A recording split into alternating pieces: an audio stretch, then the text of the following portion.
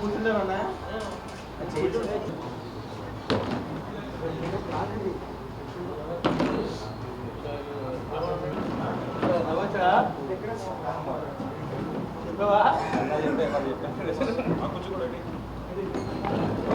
కూర్చోండి.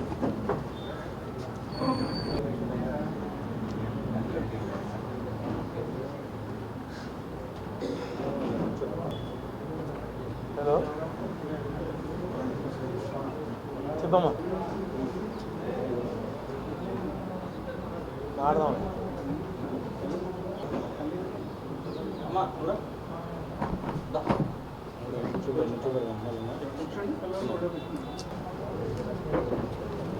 ఏం చేద్దాం?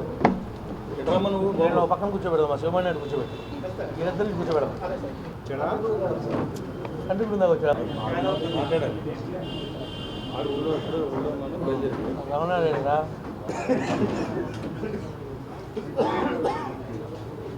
జమలయా జగదీష్, ఇంటి పేరు చనమల జగదీష్. నీ పేరు?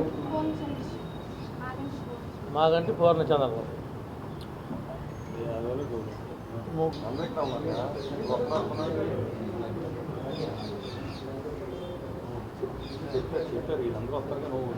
హలో మాట్లాడండి. అక్కడ బాగా చెప్పిపోయాడు అందరికీ.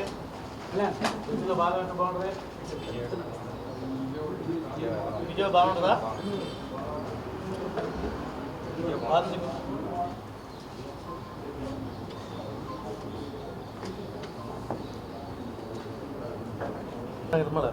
గౌరవుతాం.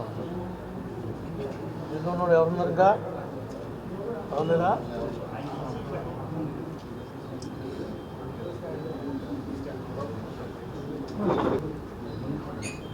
దోస్తు నీకోసం అయిపోయింది అంతా.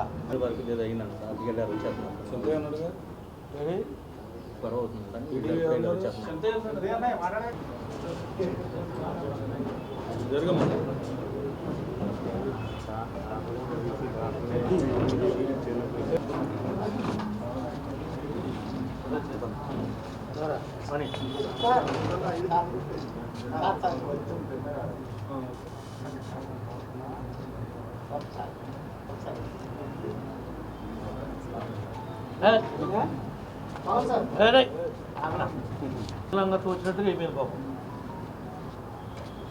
మాకేమి వైద్యుల మీద ఎవరి మీద కోపం వేస్తామా? ప్రజలకు మేలు జరగాలి. ఎక్కడో ఒక చోట కీడు జరుగుతూ ఉంటుంది. అయినా సరే మంచి ఉద్దేశంతో డాక్టర్ గారు చెప్పంగానే ఇచ్చాడు. ఇలాంటి సంఘటనలు కూడా మనం అభినందించాలి.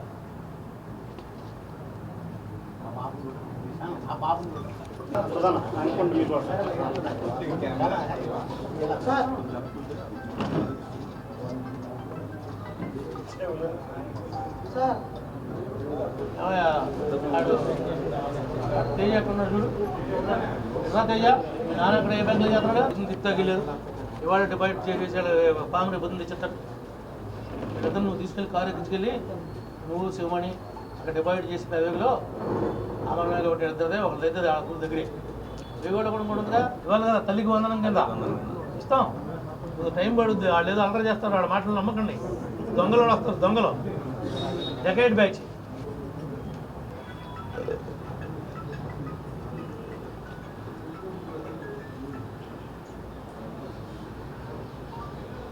పెదవేగి మండలం వేగివాడ గ్రామానికి చెందిన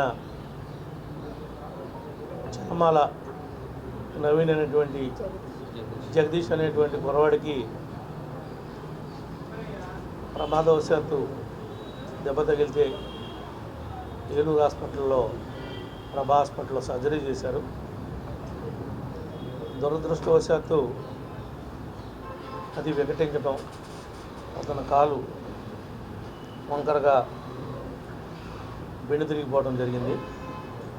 అదేవిధంగా పెదవేగి మండలం గార్లమడుగు పంచాయతీ సూర్రాపేటకు సంబంధించినటువంటి మాగంటి పూర్ణచంద్రరావు అనేటువంటి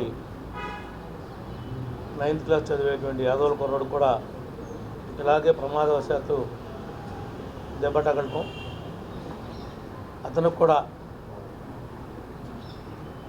ఈ యొక్క ఆరోగ్యశ్రీ ద్వారా వైద్యం చేయటం, అతని కాలు కూడా నడవటానికి వీలు లేకుండా వంకరైపోయి పుట్టుకతో వికలాంగత్వం వచ్చినట్లుగా ఇద్దరు కూడా రావడం జరిగింది. దీని మీద ఈ కూటమి వచ్చిన తర్వాత, మన ప్రభుత్వం, ప్రజల యొక్క ప్రభుత్వం ఏర్పడిన తర్వాత